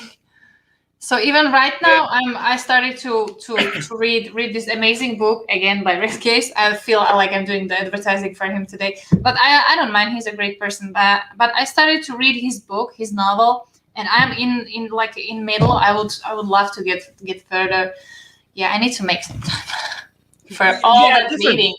Just before you came on, I said, you know what I could really use? Another 6 hours in the day. 6 more hours in the day, I could get so much done, right? Yeah, I'd love to get another 24. I'm older than you. I like to sleep. Yeah, don't get me wrong. Yeah. So, so other than creating comics, what type of are you into genre stuff? Do you like sci-fi movies and stuff like that, or TV shows? Honestly, Like I'm really, stuff? really Because into most stuff I normally deal with fantasy, on the maybe channel. historical fantasy. That's mine. That's mine. Like, for example, Lord of the Rings, Hobbit, Game of Thrones. Yeah, that's my genre. That's my top genre. And also animated movies. So I guess The Witcher would just be outside that, right? Witcher is a part of it. I have seen Witcher, and I've started reading Witcher. I have a kind of problem with getting another book because it's not printed in our language. I would have to get it either digital or in different language. Right. Well, was it growing up in Slovakia? Do you learn several languages? Oh, obviously you speak English. I just realised I understand what you're saying. So therefore, you do. Yes, absolutely. Fine. So listen, this campaign is running for how long? So it's been the first 30 days, so there are 12 days left, and there's gonna be 30 days more. You just broke 8,000. But do you do local shipping in the UK, like around the world, or is it only local shipping in the US? No, it's all around the world. It's everywhere. Because I found it's as cheap to print everywhere, like locally now. You can print as low as 10, and it's basically doable. Mm-hmm. It's crazy. Now it's also written in the perks, as you can see. If you scroll a little bit lower, it's written there that it's all around the world. Right, but I mean, is the shipping cost more expensive depending where you are? Yes. The people who backed it in US, they're gonna get the shipping a little cheaper than the people who are all around the world. The rest of the world. So may I make a suggestion to you? So something that I discovered when I was putting together my campaign. So I'm doing local shipping in the US and the UK. I'm about to add it into Canada and Australia. Well, Australia maybe. Australia I've still got to hear back from, because I found you can print so cheaply within the location that you're shipping to. Mm-hmm. The economies of scale have really changed now. You can do it's viable with an order as low as 10, and if you offer the local shipping, it makes a big difference. I think it makes a big difference. There's a big block to me. I can't get local shipping here in Israel because it's like in Slovakia, right? There's nobody printing and delivering it. But in your major sales area, I mean, you and Red Gates look into it. If you want, I'll talk to you off camera, and I'll tell you about the printers I use. You can get costing. We kind of already discussed that and already decided how we want to do it. So yeah, we're cool. Okay, you know what? You're doing better than me, so I guess you know what you're doing. So anyway, this has got 12 days ago. Assuming you back my book, of course. I mean, far be it from me to be a jealous bitch, but I am. Please head over there. The link is in the video notes. Check it out. It's a really interesting book. I said it. I really enjoyed looking, and I went through a binge of just looking through everything on IndieGoGo. This really stood out to me. Yeah.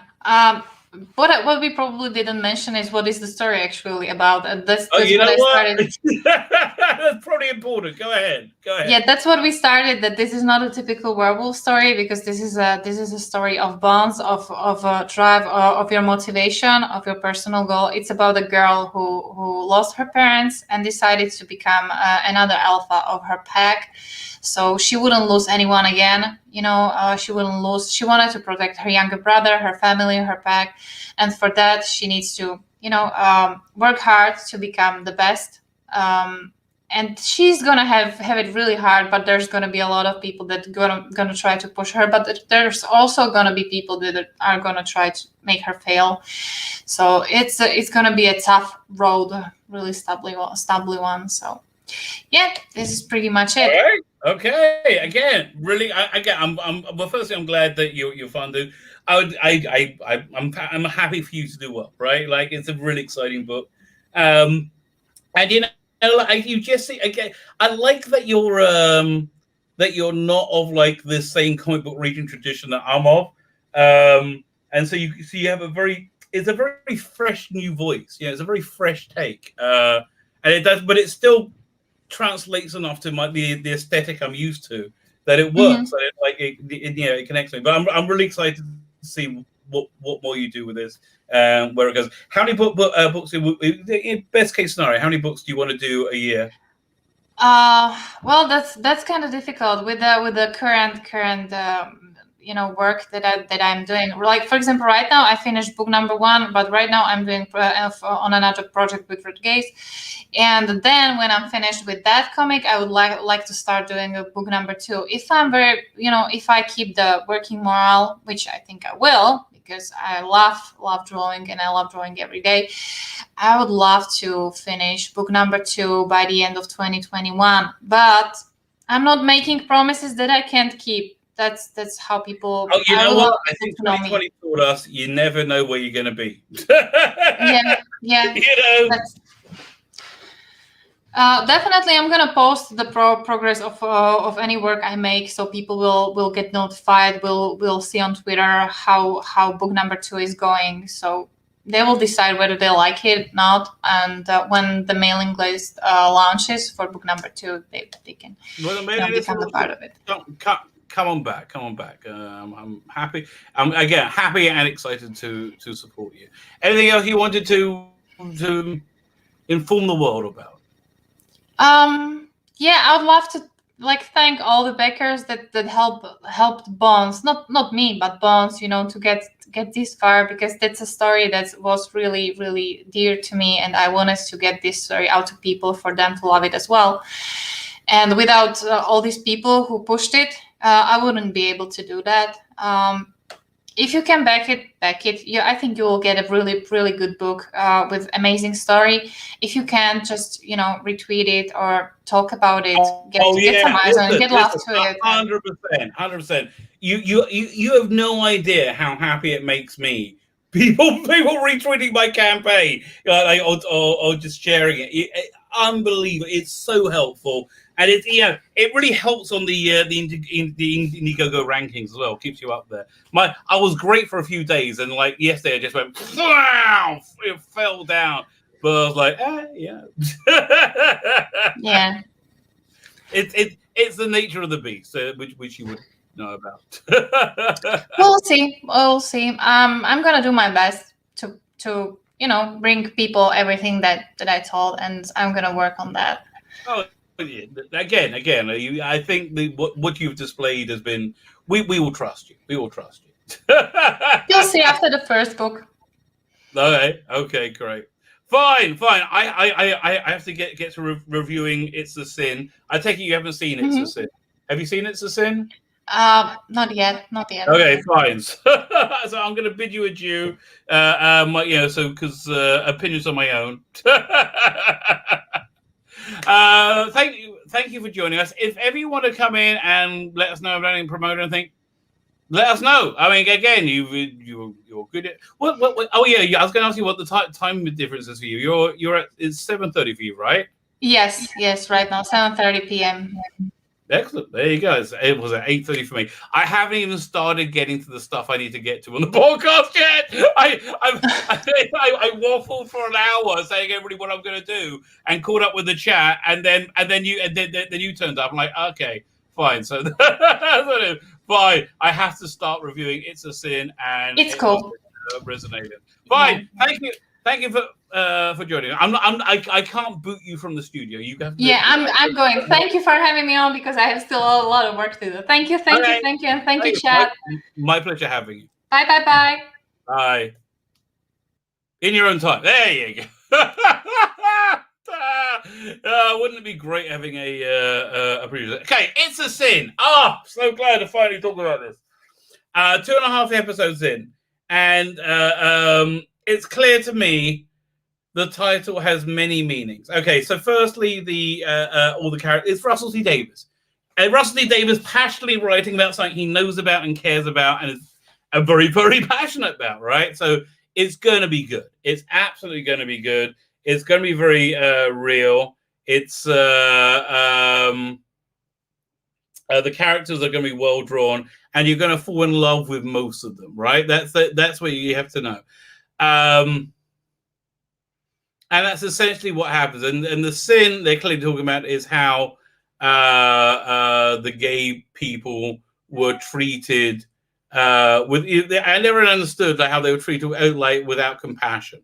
Like I didn't realize what a big deal it was that Princess Di went and shook somebody's hand. Like I don't remember the 84, 85 era it being like I wasn't just focused on it at all. I don't remember that era. It being so. I mean, I'm not saying they're making it up, but I don't remember there being such a I guess it was a vehement dislike of gays, right? Of the LGBT. I mean, not even lesbian. It was gay. I was like, whew.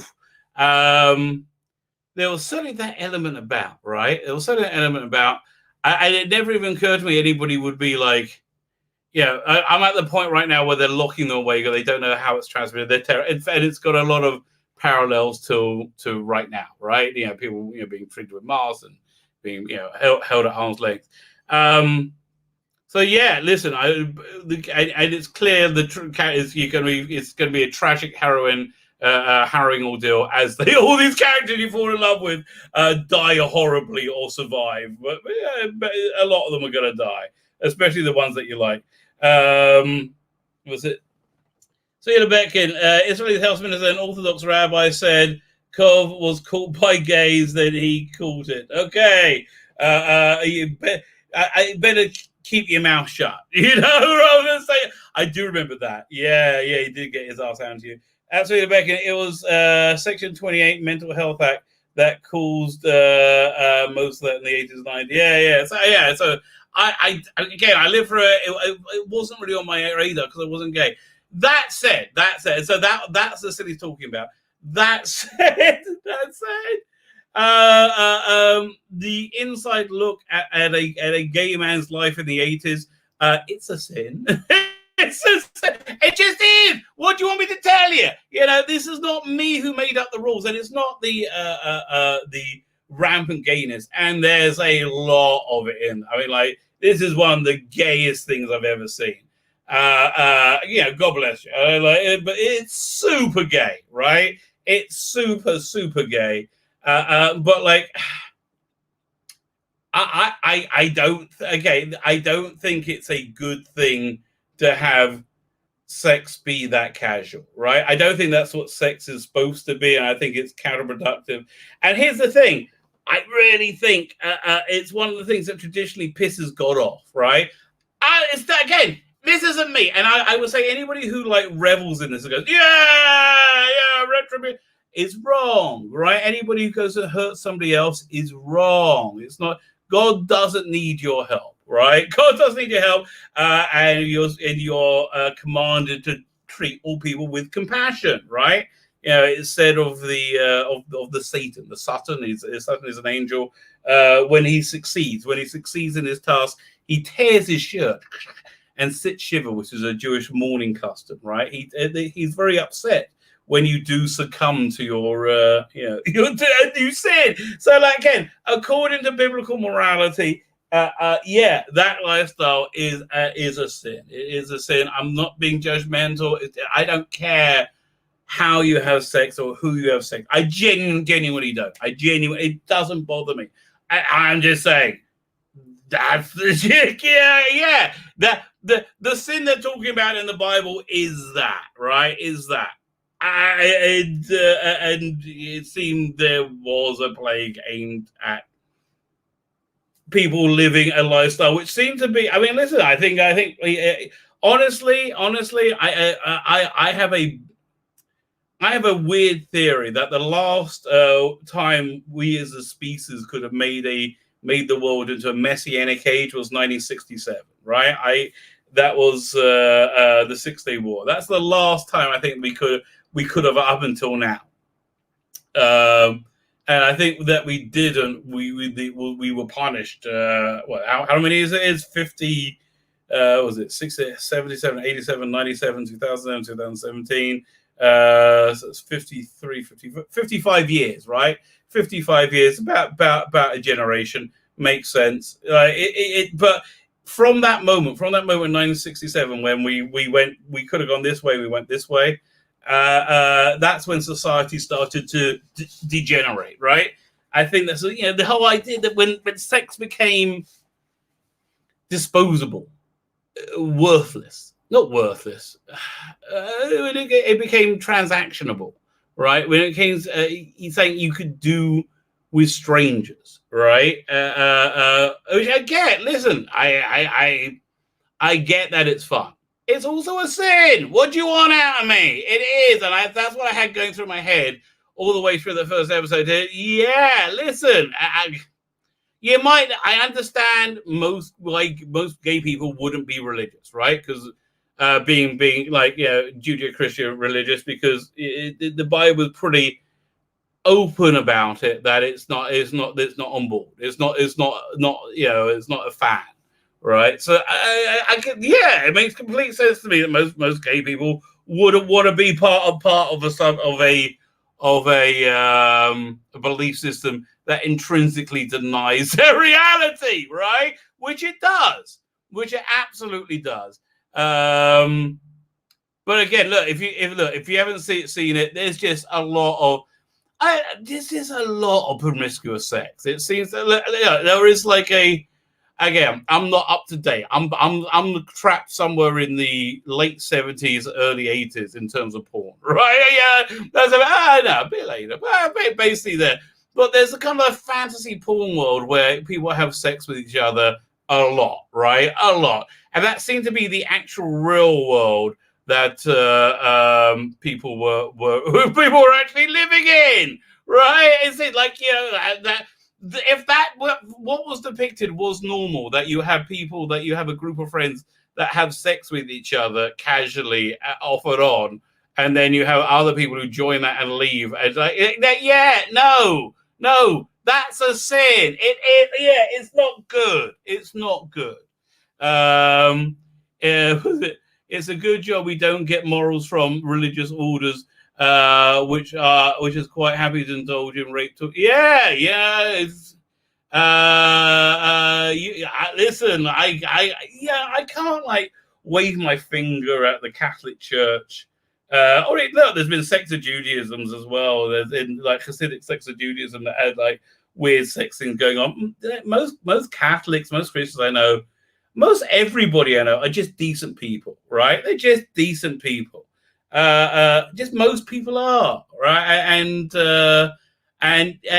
within every group you have arseholes and you have evil people at the same proportion, right? The same proportion. And it doesn't matter that it's a greater leap of hypocrisy, to be evil if you're religious.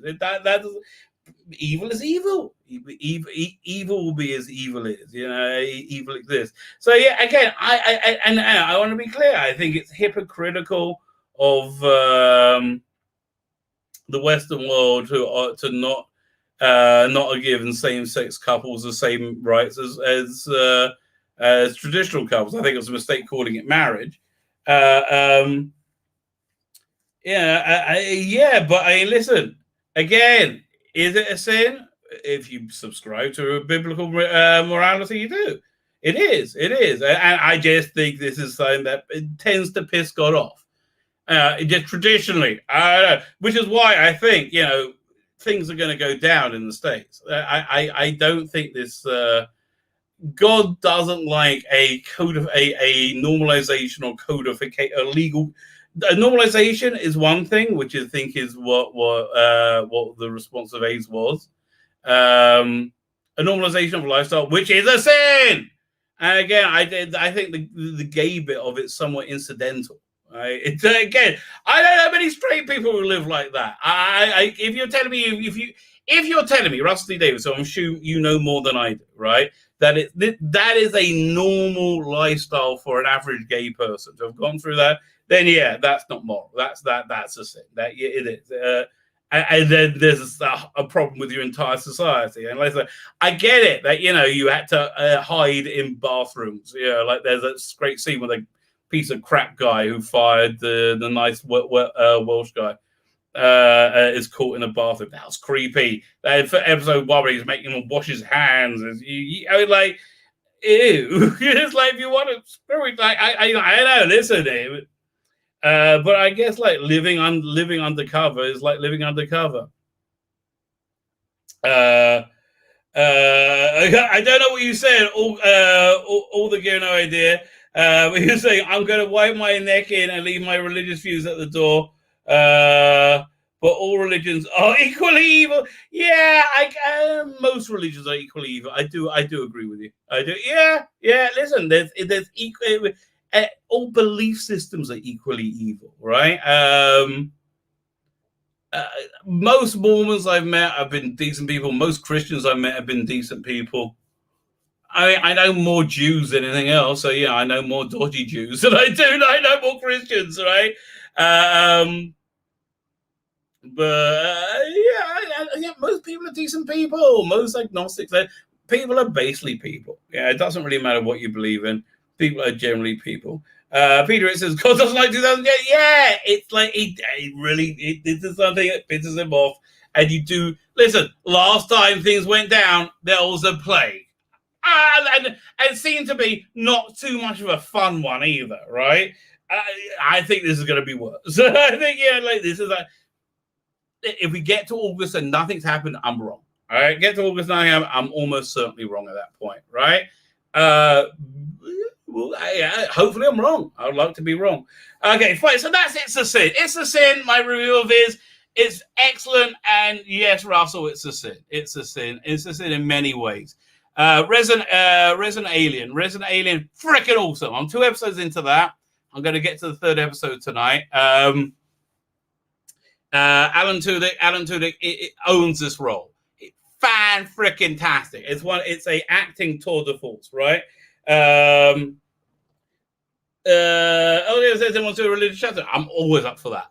Always up for that. Yeah, I'll answer any question you have. I'm always up for that.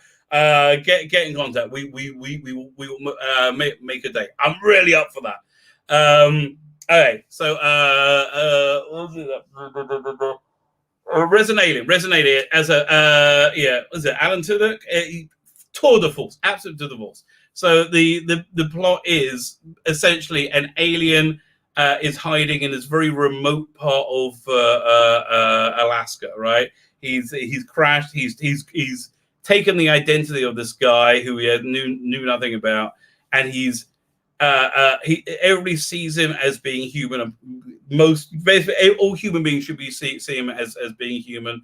And he's had to learn how to be human from watching TV, and he's not very good at it, right? And he's very good at not being very good at it. So he gets drawn into the plot really well by these fantastic characters. You're kind of like this meek deputy and his very macho sheriff, this black guy, and he wants everybody to call him Big Black, and they're like, no, I can't do that. I couldn't do that. I'm like, I'll be officer, sheriff. He wants people to call him that, and there's been a murder. So he's a doctor, so they bring him in, and apparently the person who's stolen the identity of is a pathologist, and it's about. And here's the thing. He believes himself to be a superior being, and it's all told with his monologue, his outlook, and he's a doofus, right? So I don't know if he's a doofus amongst his species, or his entire species of doofuses. But it's so funny. It's so fucking. I laughed so much last night, right? I was watching it. My wife thought there was something wrong. It's so funny. There's a scene with the bowling ball. It just made me laugh. Made me laugh a lot. I'm looking forward to the 3rd episode. It's on Sci-Fi. I believe. I don't know where it is in the UK. I believe if you surf the ocean waves, you should find it relatively easily. Okay, I believe that's the case. Fine, let's pull up. Okay, in the chat, are we doing the longer article or the shorter article on Stranded? Right? That's the question. Longer or shorter article on Stranded? We go down here. I have it. See, I have this really like boomer-ish filing system that I write things down in email drafts, right? So, and I save the draft. I just really started doing this. So here we go. So that's the link to the article. So yeah, I thought I was doing good finding the article first. Let's go over here. Doink.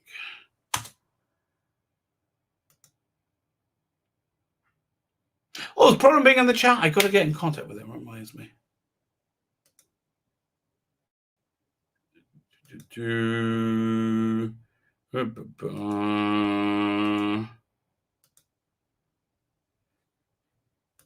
Okay, in the chat, did anyone let me know about the? We want the shorter or the longer article? I'd love to know the history of your planet after Genesis of history of that planet after Genesis of the Daleks. Yeah, listen, you see a bit. Is that no? It's all before that. Although I did call it straight away, right? That the in was it Which is Familiar or whatever it's called, that when I saw the biplane flying overhead and firing lasers into a weird desert, like murky, I said, that's Skaro. I bet that's Skaro, right? That's I was like, oh, okay.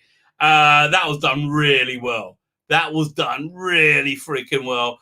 Davros opening his eyes at the end, freaking awful. Absolutely awful. Saccharine didn't work. The snake person should have been the Mara. That would have just been better. It didn't make any sense that it wasn't. Dr. Who star Sylvester McCoy blames his own stupid secularism for concerns about Jodie Whittaker. Please don't cancel me. I'm an old man. I need my my non-cancellation, right? So please don't cancel me. 1 second. Fine. Former Doctor Who star Sylvester McCoy has said stupid sexism wasn't to blame for his concern about Jodie Whittaker taking on the role of the Time Lord. I wasn't concerned about it beforehand. After she played it for 2 years, I'm very concerned. The concern is she's garbage at it. She's unwatchably bad, right? Yeah, she's terrible. And my other concern is that the is destroying the show. Is absolutely destroying the show. Although I've just realized I've gone. How long is the streaming going for? Let me see. 1 hour 47 minutes. Let's say 2 hours, and my buttocks haven't trembled once. I think we can rejoice that my stomach has got over the chili. You know who's excited about that? You know who's really excited about that? I'll tell you, not just one Perry, but two. Oh, Perry, I love you. Me too. Yes. Oh, you know what? You know what else you guys have earned? You know what else you guys earned before we go into this? That reminds me. Where is this? We didn't do this last time. Let's look at some Daisy footage, right? Let's do a bit of Daisy. Because I got some, I think, newish pictures and some video. There we go. Let's look at the pictures. I'll find the new ones. Oh man, I forgot about that. Oh, we got to do that. 1 second. Yes. How stupid of me. Here, 1 second. Let's put this on the screen. It says I don't remove. I want to add it. No. Okay, I pressed the wrong button. Now I'm just confused. There you go. Let's try that. Share. There you go. There's a bit of Daisy for you. She likes stretching out on the blankie. Oh, she's so cute. Fine. We got to do that Doctor Who thing. I'm really up for that. I haven't read that But here, where's the video? The video's better. So we have this little game she plays in the morning, right? If I start with quick, does it start with QuickTime? Wow, I'm surprised. I didn't think QuickTime was still a thing. We have a little game we play in the morning before I get my coffee. Oh, here it is. This one, where she's excited when in the morning when she wakes up, right? She's an excitable little thing. Here, 1 second. Share screen. It's an application tab. That's the one. Let's see what this is. Yeah, she likes Gary on tour having good old good tug of war. She likes that, and she likes it being thrown, but she doesn't remember to let go. Oh, Taylor, you're so cute. Silly Willy. Yeah. This is most of my morning. Oh, her ears have started. They were more floppy, but they've cartilage grew on them now, so they're starting to like. Yes, and brings it right back because she's a clever girl. Yes, you are. Oh, Daisy's a clever girl. There's another. I think there's another video basically doing exactly the same thing, but you can't see it too often. Oh yeah, it's basically the same thing. 1 second. There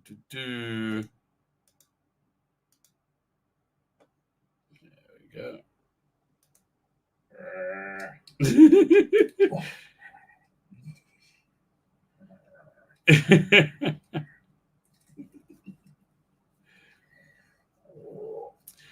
She's double the size of it than we first got her, but she's still teeny tiny. Clever. Oh, she's worked things out for herself. She knows it works. It works out how to be naughty a lot of the day. Good girl. She's a clever girl. She's a clever girl. Yes, she is. Super clever. Fine. Shall we read the Doctor Who magazine? Let's read the Doctor Who magazine thing. And then we'll go back to Sylvester McCoy bending the knee. Because I'm really not that into it, right? Is this the right one? Fine. Here, let me open this up and I'll put it on screen. Then I'll read it from the magazine. Oh, was it? No, that wasn't even the... Yeah, 1 second. Let me put this one up here. I'll try again. There was 2 pages. Wait, why don't I just do this where I can see the pages I'm trying to open up, and then I'll know which is which. See that would be smart. So we'll do this, this, this. Fine. These 3 pages. It didn't even go. 1 second. Put this over here. No. We'll try that again. Fine. Share screen. So yeah, we're going to do this every stream. I'm going to pick a like a random copy of Doctor Who magazine, and we'll just have a quick look. What was the news at the time? So this is from 31 years ago. This was February 1990. So you know what? I'm going to read it from here. It's just going to be easier. Let me stand up. Fine. Film rumors. Christopher Tucker is rumored to have been selected to perform makeup chores in the forthcoming Doctor Who film. He has worked. Who cares? They're saying Christopher Tucker. Visual effects may also be handled by. So they're saying the same crew did Company of Wolves. That's the second time. That is freaky, right? It's the second time we've mentioned that movie. This podcast. That's really weird. Let's look at merchandise news. So I go over here. Yes, let's see what was coming out, because there's nothing being advertised for this magazine. At least 2 stories will be added to the growing Doctor Who BBC raid. Oh man, 2 stories? It's like we're getting pissed off because there's only 2 seasons of 2 seasons coming out this year, and one of them doesn't look that good. Let's be honest.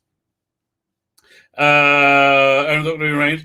No release dates have been announced, but the titles are An Unearthly Child, the first Doctor Who adventure, and War Games. Oh, War Games are awesome. Well, Noel's feeling better, and Noel, if you're listening, if anybody speaks to him, wish you a speedy recovery. Patrick Brown's last 10-part will be released in two tape sets, a disc, following the success of the Daleks. Covers for both of these will be painted by Alistair Pearson. I love a bit of Alistair Pearson. It's possible that as many 6 new videos will be released this year. With videos will be released this year, including these titles. Doctor Magazine has no details, but it seems the recent surveys in the magazine are being used as a guide to the fan favorites. BBC are currently working with Doctor Who Adventure phone line. What's that? Similar to Steve Jackson's popular fantasy game. No, that never happened. A new computer game is scheduled for release sometime later this year. Oh, really? What was that one? That must have been was that like the Spectrum game, right? The let me just a second. Yeah, we got it here. That must have been the Spectrum game. That what was it? Dalek Attack, I think it was called.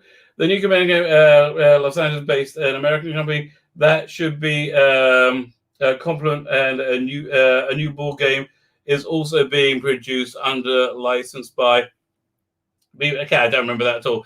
Daypole. Yeah, 1 second. There we are.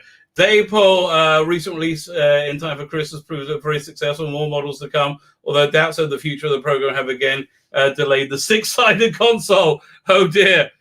Oh, that was. Wish I could have afforded that back then. Packaging on the new model has also been revived. Marvel have rescheduled release of Absent Dalek Killer for late April. I got that. No, I gave that away. That went away in a was it a raffle? Not a raffle. A prize. That's monthly prize. And the collected comics issue 2 has been postponed indefinitely. Marvel US have taken over distribution of the magazine in the US as of this issue. Does that mean it was coming to an end? Must be. I think it was Classic Comics. That actually no. That was a few years later. It came out. It was the mid-90s, I think. Yeah, it was going well in the mid-90s, and some conventions. Don't quote me. But here, much more interesting. Let's go over here. New production news, right? Beyond the TARDIS, who care? Well, have a quick look beyond the TARDIS, see if anything is interesting happening there. Patrick Troughton made it. His Box of Delights was a release of BBC Video. Peter Davison's third Campion story for the second series of Flowers for the Judge. Anyway, here, much more interesting. Terry Nathan and Jerry Davis to co-produce the show. So this is, can you imagine the weirdos? They'll be like freaking out. Like, it's a lie! No, this is called a rumor. And the bids are in. The winner is Doctor Who. According to the BBC press office officer Kev O'Shea, an announcement on the future of the program will probably be made very soon. As reported in previous issues, the independent production of Doctor Who remains a strong possibility. Late entry. Oh my God, they hadn't even admitted that it wasn't going to be an independent production. Late entries into the independent production sweepstakes none other than Terry Nathan, creator of the Daleks, and Jerry Davis, co-creator of the Cybermen. Their approach to produce Doctor Who for 1991 was reportedly taken by Columbia Pictures with the additional finance from Disney and cartoon makers Hanna-Barbera. 20th Century Fox, owned by Rupert Murdoch, were also reportedly involved, prompted speculation that this would mean an American production of the series. Doctor Who contacted Jerry Davis. Jerry confirmed that he and Terry had put together a bid for the show. 1 second, let me just zoom out. When they put together a bid for the show, and were being backed by at least 2 large US companies who were very interested with the project. With Terry creating the Daleks at the start and the introduction of the Cyberman Rejuvenated show, when ratings slipped in 1966, I suppose we could be regarded as big players in the game, commented Jerry. So this is all just flim-flam, isn't it? You know, this is all BS, I guess. Jerry, we want to maintain the British flavour of the show, but add a pace and action of American TV drama. We both firmly, we're both firmly against extreme violence being introduced. Okay, what's extreme violence? So, did you see Attack of the Cybermen? All interior shooting will be filmed in Britain with location abroad. Jerry's hope to produce at least 20 episodes in Britain per season. Get out of here! This would be a good for over. Yeah, this is all. This is a Baba Meiser.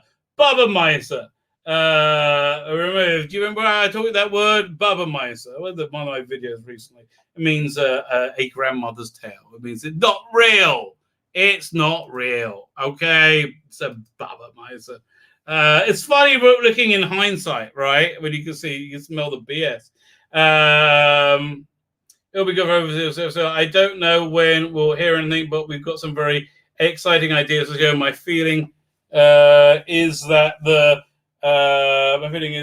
recent series haven't been bad. In fact, there's been some very good stories. Well, the last 2 years, you're absolutely right. There's too many complex characters. There's perhaps too there's too many characters. It's perhaps too complex. I think it lacks real excitement and some of the early episodes. As reported in previous issues, Cinema Variety, Saffron Productions, and Coast to Coast were among those expressing interest in a possible independent production for Doctor Who for the 90s. Peter Cregan, head of BBC Drama, is very keen for the programme to continue in a new format, although he has signed to pay the Doctor for season 27. It remains to be seen whether Sylvester McCoy will continue to roll. No, it doesn't. We saw, and he didn't. It's like, yeah, wow, this was a long time ago, wasn't it? And this is basically all the ads I could find. Like, there's basically nothing in this. Like, this was before the age of merch, right? This was before fandom, basically. Jokes by shop, joke shop by post. Number one joke shop packed with over 500 practical jokes from 5p. Whoopee cushion, what? Like, no. Doctor Who fans, send a first-class stamp for my latest list of Doctor Who books. This is what it used to be like, okay, being a Doctor Who fan. Books, annuals, comics, and miscellaneous. Also, subscriptions available for the latest paperbacks and hardbacks. I will buy Doctor Who items as well. Blake 7 and the Avengers list also available. John Fitton, opening a store. There's a movie store. Nostalgia in comics. Stamp collecting starter. Oh, Mega City. I used to go there a lot. Wow, yeah. That's my that was my area, Mega City. It was you used to go just outside Camden Tube. Wonderworld, Forbidden Planet. That's where everybody went. Well, look at all the branches. I was really freaked out when they moved. Sheffield Space Center. Well, so this is all like what was going on. It was everything. I tell you, it was like a pamphlet as well. This issue. Fine. So that's what that was like. Let's have a look at that. Sylvester McCoy bending the knee. Share screen. Chrome tab. There you go.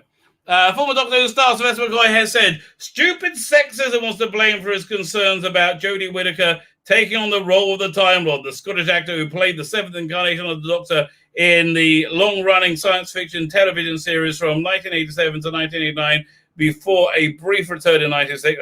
That was pretty like a minute and a half. Said he wasn't that he hadn't been sure about the Broad Church actor taking over from Peter Quill. Was really the most notable thing they talked about is that the person from Broadchurch. Is that the most notable thing they talked about? No, it wasn't, right? It was that she was a stunning and brave woman, right? When it was first announced. He told Doctor Who, he told Radio Times, it was stupid sexism in a way, I thought. Why change it? Because basically just to make a point, right? The point is that they are morons. Why change it? But after 5 minutes, she was the Doctor. No, she never became that. I convinced myself she wasn't bad in the first one, and I liked her in the beginning of the Ghost Monument. I felt kind of optimistic, but then it just kind of went off the rails, didn't it? It didn't really work. My only criticism was the overuse of sonic screwdriver. That's it. You're going to be cancelled. It makes it only too easy for the Doctor to get out of trouble. Not this Doctor, Doctor Dumbass. Paging Doctor Dumbass. I didn't have one. I only had an umbrella. Yeah, which you use very well. Which is maybe why I'm not so keen on it. Yeah, Sylvester McCoy didn't need a sonic screwdriver. Sure, although it was nice to see it back when we can. It can't be someone bland and beautiful, rather handsome. What talking about? What? How did we get onto this? Addressing rumors that Whittaker is set to leave the show after the next series and contemplating who should replace her. He said, "I'm always surprised by who they pick. It has to be somebody with lots of character." Yeah, that's why Whittaker. That's why I'm surprised they picked Jodie Whittaker. No character at all. It can't be somebody bland and beautiful. Well, she's half of that. Rather handsome and characterful. I get it, exactly. I was surprised when they got Matt Smith. He looked about 12. It was brilliant. Yeah, what a performance, right? What an incredible performance. And he puts in that kind of performance. It's best for everything I see him in, even if it's crap, even if it's Terminator, right? He was only there for a second. I would love to know what had him do in Star Wars. Yeah, aren't you interested? Nah, not really. It was just an incredible performance because he's an incredible actor. One minute looks 12, next minute looks 125. He was a perfect Doctor Who face. So a surprise, a person of color would be one. Oh God, stop looking at people's identity. That's how we ended up with this bland person.